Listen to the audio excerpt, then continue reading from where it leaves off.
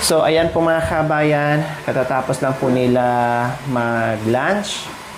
So, meron ako ngayong itatanong ni Princess and Kuya Jerome.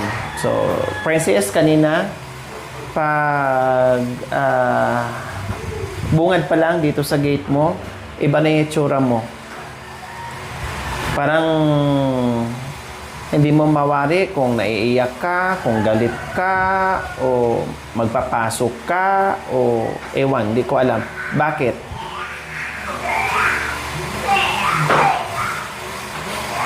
Ha? Bakit, Princess?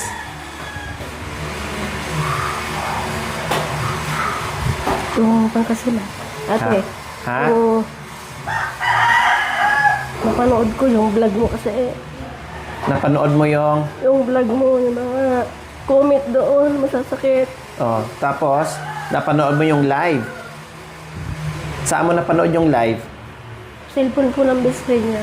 Oh, tapos ngayon, yung napanood mo, nabasa mo, siyempre, nabasa mo lahat doon ang mga komento, tama? Opo. Tungkol saan? Bakit binato ka ng mga komento ng mga viewers natin? Bakit? Anong nangyari? Yung mga confusion kasi sinasabi nila abusado daw na kami. Hindi naman kami abusado. Pupunta lang naman kami sa bahay mo.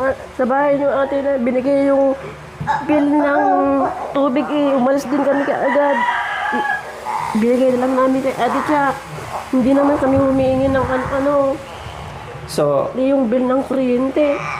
ibig sabihin, nabasa mo na nasabihan kayo na abusado. Pero, sa tingin mo, na hindi naman kayo naging abusado. Yun ang, Opo, hindi yun naman ang abusado. iniiyak mo. Dahil hindi naman humihingi ng kung ano-ano. Opo. Ang binigay lang doon is yung resibo ng Tubig po. tubig at kuryente. Yung una po kasi yun, pinapunta ko si Jerome doon. Oo. Noong May 27. Sabi ko sa kanya, punta ka doon sa bahay nila Ate Loretta. Ipalo mo baka nakalimutan ni Ate Judith ganyan yung tubig 27. Inihintay ko, di dumating. Baka ba busy kay Ate Gemma ko na. Wala pong tao. Nung unang punta mo, walang tao sa bahay. Pero, ang tubig, na yung binabayaran natin na dapat na 6,000 plus, na halos 7,000, hindi pa pwedeng bayaran. Hindi pa po. Kasi pinapuntahan ko doon, hindi pa daw pwedeng magbayad doon sa 7,000. So, ang dapat bayaran natin, yung itong bago na kinabit na bill nyo, Opo. na 1,500. Kailang, hindi pa bill, ay hindi pa due date. Malayo pa, sa ano pa, sa 19 pa. Pero pumunta kayo doon, mga last week of May, hinatid nyo ang bill doon. Pero ang bill ng tubig nyo is sa ano pa, sa 19 pa, so matagal pa. Then ang bill ng kuryente, kailan? Tagal pa rin po. Matagal pa, di ba? Wala po. Oh, so wala pa kasi nabayaran na. Nasaan yung resibo ng bill ng kuryente? Nandun kay Ate Sabi ko Cha. kay Ate Cha, pati yung tubig. O, ang gagawin Pati po niyo yung sa malaki. bill, halimbawa, pag dumating, ihatid nyo doon. Inatid po namin O, doon kay Ate ihatid Cha. nyo doon, bill ng tubig, bill ng kuryente, para alam ko kung magkano, para iutos ko ni Cha. Kasi pinapasabay ko na sa kuryente namin, or kung nauna sa inyo, pinapauna ko na. Kung nauna sa amin, depende. So ngayon, dahil napanood mo ang video, kaya pala kanina, halos di mo ako papasukin. Hindi mo binuksan yung gate. Tapos, iba yung aura ng mukha mo. Hindi mo alam kung galit ka, hindi mo alam kung may sasabihin. So, ngayon, ang pagkakaalam mo, dahil nasabihan kayo ng mga abusado at umaasa na lang, hindi mo masisi ang mga viewers kasi ang pinapakita ngayon ni Jerome parang hindi nagpupursige sa buhay-buhay. Parang nagiging tamad kung kailan na nabigyan ng bahay, nabigyan ng motor, nabigyan ng mga kagamitan, lahat-lahat nandiyan na binigay sa inyo. Hindi niya nagiging inspirasyon yung mga bagay-bagay na natanggap na mga biyaya sa buhay nyo. Pati naman ako, tinadamay, tabad ako, hindi naman ako makapagtrabaho kasi May dalawa akong anak na ilagaan, utisin pa yung isa. Paano ko makakatrabaho? Ang ibig sabihin na hindi magtrabaho dito sa loob ng bahay. Hindi sinasabi na magtrabaho ka dahil alam naman ng mga viewers na meron kang anak na inaalagaan. Nagtatrabaho naman po ako sa loob ng bahay. Ginagawa ko na lahat ng dito sa loob. Naglilinis pa ako. Tapos, ang hindi mo alam, no, ang hindi mo alam is si Jerome pupunta doon sa bahay ilang beses na bukod doon sa paghahatid ng resibo na humihingi ito doon kay Cha. Pambili ng ulam. Humingi ka ba doon? Wag mong nangihingi ka ng 200, nangihingi ka ng ulam, pambili ng ulam doon. Tapos nag-aano ka doon kung ay wala nga akong kita, sira yung ganito, wala kaming pambili ng ganito. Hindi wala ate, kami- hindi naman pupunta doon. Saan lang? Pupunta siya doon at nangihingi nga dumadaing doon kay Cha. Yung pan po yung... Minsan ko lang inutusan siya. Nung 27 lang. Alam nga naman magsinungaling si Cha. So sinungaling si Cha. Yun Oh, lang. yun nga, yung time na yun na Hindi nanghingi naman ka siya doon. lagi pupunta Tapos doon. bumalik. Binigyan po ako ng 100 po yun. Kasi nanghingi ka noon. O, tumawag mo na. And then, yung pangalawang punta mo, Tapos sabi niya sa akin, sasabihin po muna kay ate, siyempre, aga po ako lumabas yun eh. Sabihin po muna kay, siyempre wala pa ako pasada yun. o kaya nga, nanghingi ka. Kasi kung hindi ka nanghingi, hindi ka naman nabigyan ni Ate Cha, ni Cha ng 100. Huwag mong i-deny na hindi ka nanghingi. Nanghingi ka. Dahil hindi naman nagagawa-gawa si Cha ng kwento na hindi mo sinabi. Hindi naman sana natin sinabi ng gano'n na araw-araw. Oh, tapos, Oo. hindi naman sinabi ni Cha na araw-araw. Pupunta si Jerome doon. Nung naghatid ng bill, nanghingi, at nagsabi, paano nalaman ni Cha na, yung anak ko napilayan, yung ano ko, may problema yung pedal ko, kumbaga lahat ng daig. Tapos binigyan ka ni Cha. Ngayon, ay yung sumunod, ay gusto mo nang kunin yung allowance nyo Hindi po. na yung 2,000. Wala po ako sinasabi gano'n. Oh. Wala po. Wala siya sinasabing gano'n. Yung gasol lang po. Pumunta kayo, anong gasol? Ako bibili ng gasol? Hindi po, yung gasol lang po para... Sinabi ko lang po kay Ate Cha. Sabi ko, Ate Cha, kailan ba uwi si Ate, si Mami Lori? Sabi ko lang. Bakit? Sabi niya, kung ko sana yung gasol, yung allowance namin doon. Oh, yun na yun. Kung sana, yung ibili na lang sana ng gasol, wala kaming naipon. Ayun na nga yun. Yung naipon namin, pinaliwanag ko naman po, yung naipon namin, inauwis din, kaya bibili ko ng gas ng anak ko, pampos ulam namin ko na. O kundi tama, ang sinabi ni Cha, ang bibigay ng ayuda is tuwing 15. Di ba sa isa loob ng isang buwan, isang beses na ako pupunta. Minsan 14, minsan 15. Para mag-grocery tayo, bibili ng bigas, bibili ng grocery. Kasi ang utos ng sponsor, 2,000 lang sa loob ng isang buwan. O, wala pang isang buwan, 15 days pa lang. Pumunta na kayo sa bahay. Siyempre, wala pang isang buwan. Isang buwan bago pupunta. Hindi yung sa isang buwan, 2 beses o 3 beses kayo bibigyan ng ayuda. Kasi libre kuryente, libre tubig. O, may allowance pa na 2,000. At hindi rin pwede na ang 2,000 nyo na para sa bigas mapunta at sa grocery na kukunin nyo para ipambili ng gas or ipangbayad ng kuryente kasi meron na. Ipangbayad ng tubig kasi meron na. At hindi pwede na ipangbili nyo ng ibang bagay or gas, no, para magkalaman. Dahil mas importante yon yung pagkain nyo, bigas at saka grocery. Para kahit papaano, meron kayong budget ng mga anak nyo. Hindi pwedeng pupunta kayo sa bahay na, ate, wala akong ganito. Ate, wala akong ganito. Ate, kung pwede, kunin ko yung allowance namin, ipambili namin ng gas. O ganun din yun. Parehas lang din yun. Kukunin nyo nga. Kinukuha nyo ang allowance. Pinapangunahan nyo ako. Pati yung sponsor, binabalik nyo yung usapan. Pinapangunahan nyo ako, hindi kayo nag-antay. So, ibig sabihin, umasa kayo. Alam nyo kung bakit nasabi kong umasa? Kasi ganito yon. Jerome, Princess, nag-usap na tayo na masinsinan. Meron ng pambayad ng kuryente, wala na kayong problema. Meron ng pambayad ng tubig, wala ng problema. At meron pang grocery buwan-buwan. Alam nyo, ang grocery na 2,000, walang expiration yan. Continue sana yan. Basta, ang usapan ng sponsor, maging mabait at maging masipag lang kayo. So, walang problema doon sa ugali nyo. Sige. Pero ang kasipagan, nabawasan. Hayaan nyo kung mayroong magbayad sa kuryente at tubig at magbigay ng allowance. Huwag nyong asahan yon. Kung may darating pang bayad, okay. Kung may darating na grocery, okay. Kung may darating na pang grocery, okay. Higit sa lahat, nandoon pa rin yung sipag mo at pagpupursige mo sa pamamasada. Para just in case, walang sponsor, walang magbigay, walang magbayad, hindi kayo mahirapan. Kaya nga sabi ko libre kayo sa tubig, libre sa kuryente, may allowance. Ang gagawin mo sa pamamasada, nag-usap lang tayo, di ba? Tama? So, naalala mo? Anong naalala mo? 2020. 2020. Saan mapupunta yung 2020? Gasol. Gasol, saan pa?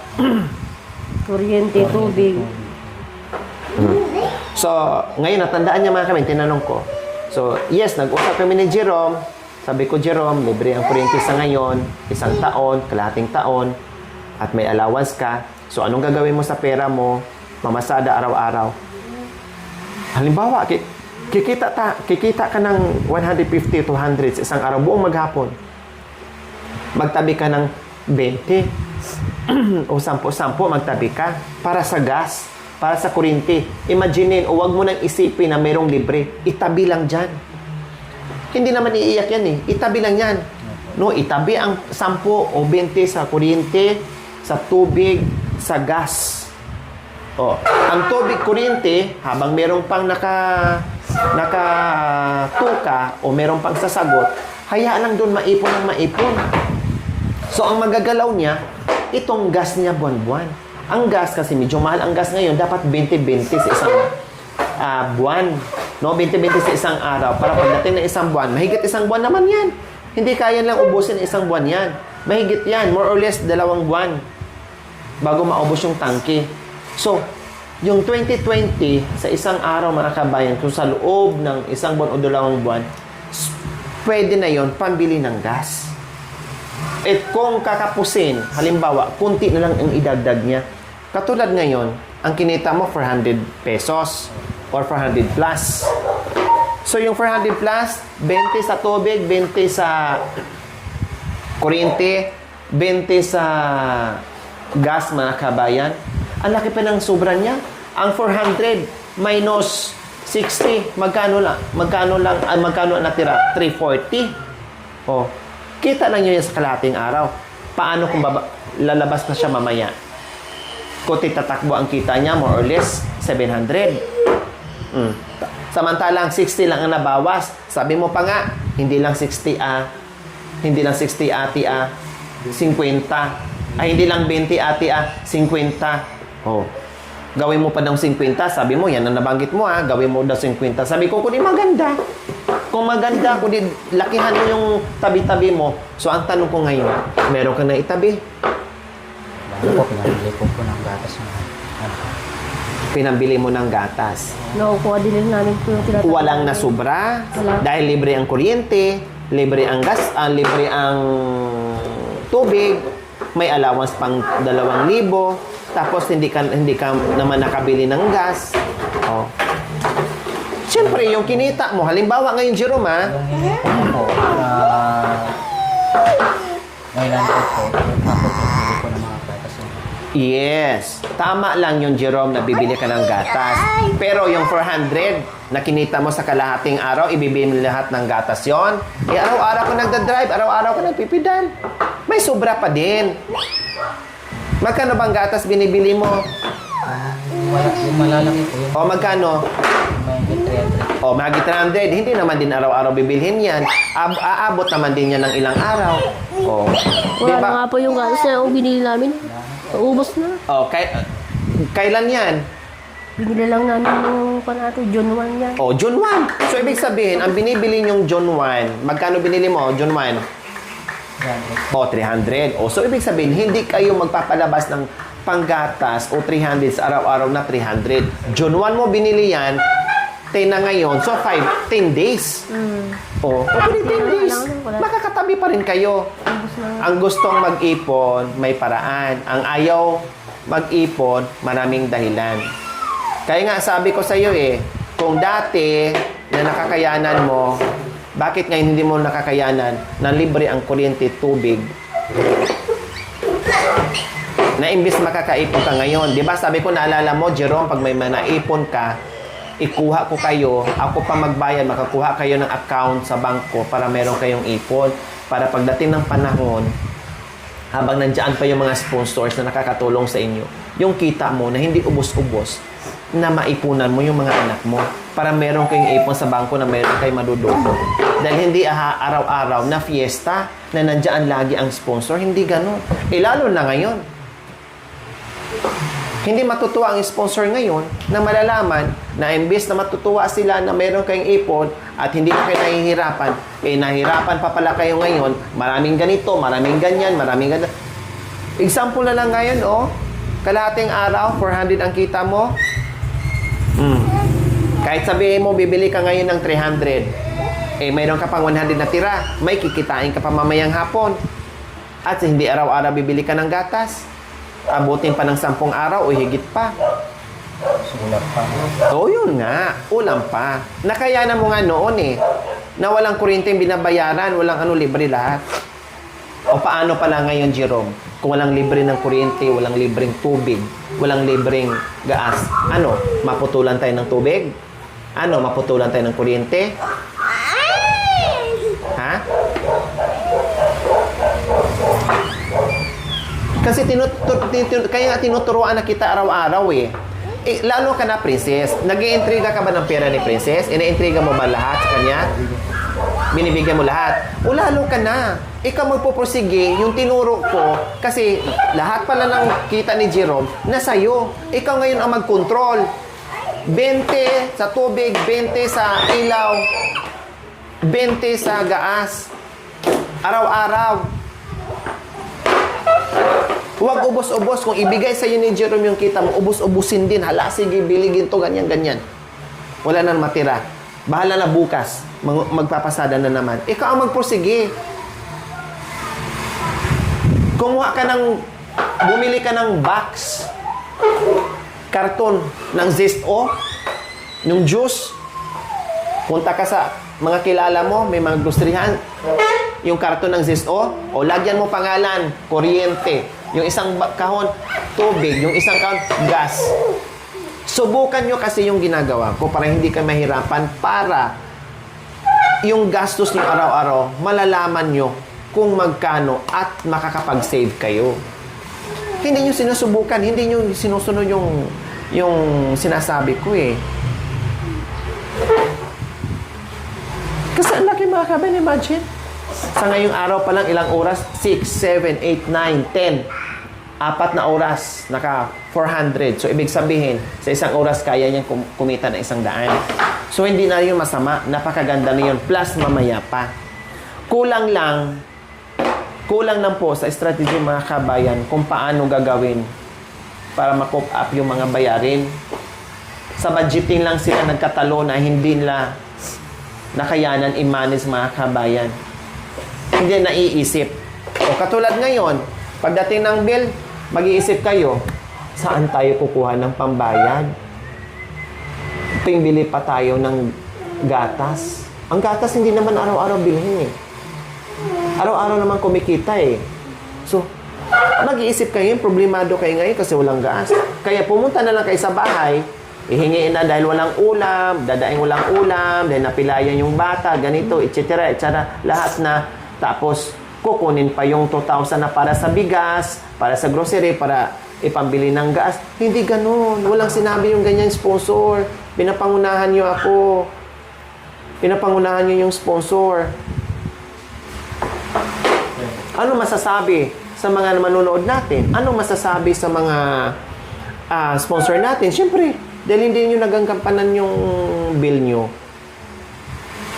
Yung obligasyon nyo sa bahay, matutuwa kaya ang sponsor, yung mga tumutulong, na hanggang ngayon, naghihirap pa rin kayo, hanggang ngayon, hindi nyo pa rin kaya. Siyempre hindi Kaya nga sabi ko, nagpupursige ako sa motor na matuto ka at magmamasada na. Kasi hindi pwede na pupunta kayo sa bahay na may problema kayong kunti na idadaan nyo doon. Gusto ko na marunong kayong tumayo sa sarili nyong mga paa. Bigyan ko yun ng sample Halimbawa, kasi ang bill nyo sa kuryente is 500 plus lang. No? Maliit lang at bababa pa yan. Plus yung tubig nyo, ngayon lang naman lumaki yan kasi nga nag-construction tayo dito sa bahay nyo. Pero kung hindi, ay bababa ulit ang tubig nyo. Dahil 200, 100 plus, 200, ganun lang naman ang bill nyo, di ba? So suma total po mga kabayan, wala pang 1,000 ang tubig nila at kuryente sa isang buwan. O, biro mo, halimbawa, Jerome Princess, kung 20 araw-araw ang para sa bill, mag 600 ka agad yun. So, ang tubig mo, pasok na kaagad. Sa isang buwan yun Then sa kuryente, kung 20 pesos araw-araw, 600 sa loob ng isang buwan, pasok pa din. Hindi ka naman problema. Plus, sa gas, kung ang gas naman na tag 20 araw-araw, 600 pa din. So, pagdating ng isang buwan, dahil sabi ko nga ang gas nyo, more or less, 2 buwan yan. So, kung 2 buwan, 1, 2, kung sumubra pa doon ang naipon mo, kundi, wala ka ng abunuhan, nabayaran mo na yung bill, tubig, kuryente, may gas ka pa. Wala kang iisipin ngayon, hindi ka mamroblema ngayon kasi nakaipon ka.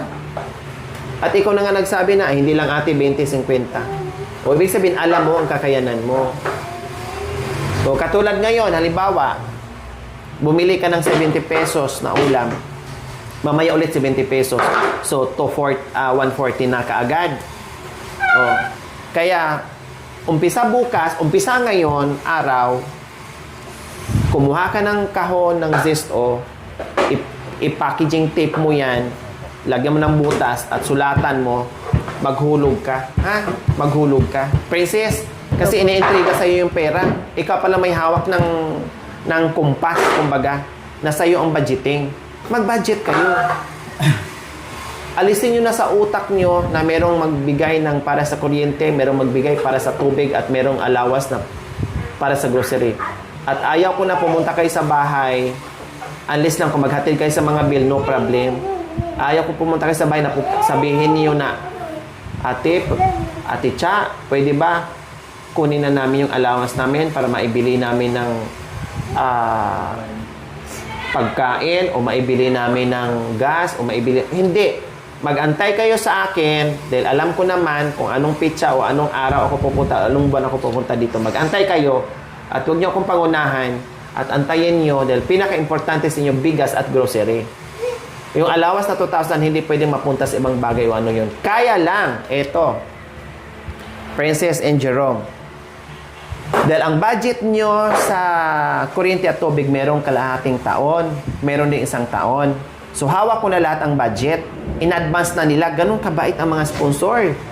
Ganun kabait ang mga sponsors nyo, Jerome, Princess. Naka-advance na ang pambayad ng kuryente at tubig. Pinadala na nila sa akin lahat at hawak ko na at budgetin ko na lang buwan-buwan yung mga bayarin nyo. Plus, ang allowance nyo na 2,000, naka-advance na sa akin kaagad ng 4 na buwan. So, na ilang beses na ba ako nakabigay ng grocery? O, tama. 2. So, meron pang 2. Pangatlo ngayon. No? So, meron pang 1 na tira. Alam nyo, Jerome, sobra-sobra ang kabaitan ng mga sponsors natin. Pero ayaw ko na ma-stress ako at lalo na ma-stress ang sponsor natin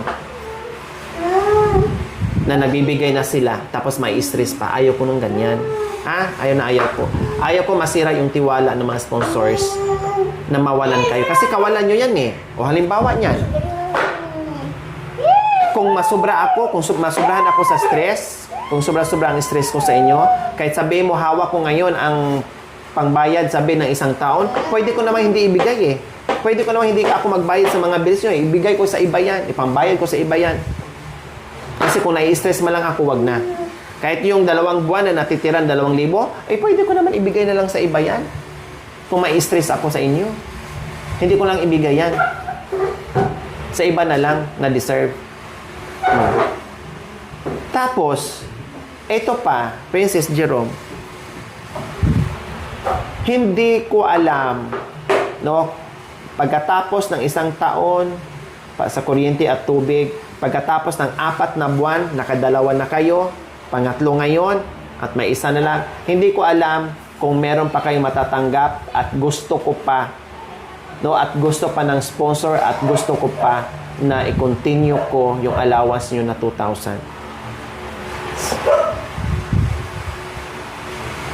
Kasi kung hindi ko nakitaan ng pagbabago at hindi ko nakitaan na nagpupursige ka, ihinto ko na ang 2,000 na matatanggap nyo na mula sa sponsor. At sabihin ko na rin sa sponsor na wag na magpadala. Bahala na kayo sa buhay nyo. Kaya ngayon, ang second chance ay manggagaling yan sa mga sarili nyo kung paano nyo baguhin at paano nyo porsigihin yung sarili nyo na magkaroon kayo ng second chance. Ang second chance ay deserve natin lahat. No? Deserve natin lahat ang second chance. Pero kayo ang gagawa niyan. Sarili nyo ang gagawa para kung talagang deserve ang second chance. Siyempre, ano gagawin nyo? Hindi naman pwedeng 1 buwan lang, 2 buwan lang. No? Siyempre, continuous yan. Pag nakitaan ko na kayo na okay na natutuwa na ako at natutuwa na yung mga sponsor natin at mga viewers natin, saka ko ibalik yung 2,000 na allowance at yung mga kuryente kung ano pa man. Hindi natin alam kung mag-continuous pa yun o hindi na, o kung stop na. Kasi nabasa mo at nakita mo ano doon, sagot sa mga viewers, yes or no? No. No. Oh. Nabasa mo.